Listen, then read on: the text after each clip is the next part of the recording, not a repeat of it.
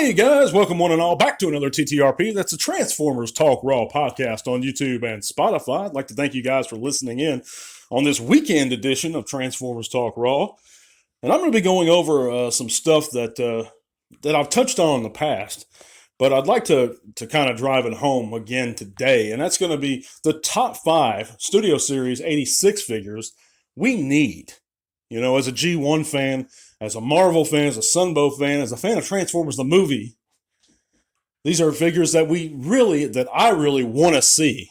And starting in order from least to greatest. So number 5 is going to be the Quintesson Bailiff. And we had a release that came in that exclusive multi-pack of the Pit of Judgment set. So this would be a really easy one to do. They could just re-release that figure. Of course, they know they used the Alicon body and they just put a new head on it. Well, they could still do that, just sharpen up those paint apps and make it real fancy and throw it in there into the deluxe wave of the 86 line. And I think they could do that. The Bailiff would be a very interesting choice. But before I go into the rest of them, guys, check those various links in the description below if you like. And that'll take you to all kinds of cool stuff, including our Facebook group. You can take T-Talk with you on the go on Spotify, or consider helping out the channel via Patreon if you'd like to help keep T-Talk Raw going strong. Help promote our various giveaways we do monthly. We're going to have another one coming up real soon.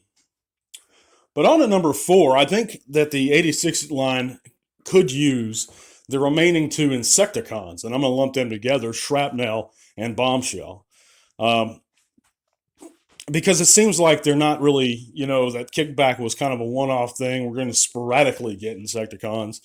They may do them in Legacy if it's a continuing line. But if not, I'd really like to see screen-accurate versions of Shrapnel and Bombshell. That way we could complete the Insecticon set. Hell, make it a 2-pack if you have to. Price them at a Voyager class or a Leader class if you have to, and give us the other 2. But my number 3, of course, is going to be what a lot of people are looking forward to quite a bit is the Swoop. Is a Studio Series 86 Swoop. And I know we're supposed to be getting a Snarl next, which doesn't make a lot of sense for me in the 86 line. I thought and imagined that he'd be released in Legacy because he had, of course, like half a second of screen time in the 86 film. But Swoop, on the other hand, had a lot more screen time. And we really need to complete those Dinobots. He's one of those key members, of course, and one of my personal favorites. So that's Swoop at number 3. Number 2 is going to be the Quintesson Prosecutor. And again, I know we had that multi-pack Pit of Judgment set that came with that little 1-2-inch PVC figure, but I don't count that. It wasn't in scale, didn't look that good to me, and it was basically a static figure. Might have had like 1 point of articulation, but I don't think it counts at all. A really good, deluxe class Quintesson Prosecutor would be wonderful. I'd love to see it, even if you have to make it core class. Give us a Prosecutor in the 86 line. We know that they're giving us a wheelie in that line, even though they've already kind of given us a wheelie that came with the Grimlock. So if you're going to perfect something, perfect the Prosecutor. I really think that's a good choice for the 86 line. And there's all kinds of choices that Hasbro could make. There's runner-ups, of course. We're probably going to get an Ironhide. I don't think it's confirmed yet. It's very highly rumored. We know that the Ratchet is, so you would think we'd get an Ironhide. I'm pretty sure we are. But there's lots of them. We could get a Gears. We could get other Junkions. We could get more citizens of Lithos. Orbilis, Kranix. Those guys, so there's other people, then that's just off the top of my head, that they could do. But if you it doesn't have a lot of room left. There's only so much they can do that they haven't done. I understand that. So if you're going to have another solid year of the 86 line, give us some things that are really, really cool and we could use, And I think number 1 is one that we could use the most.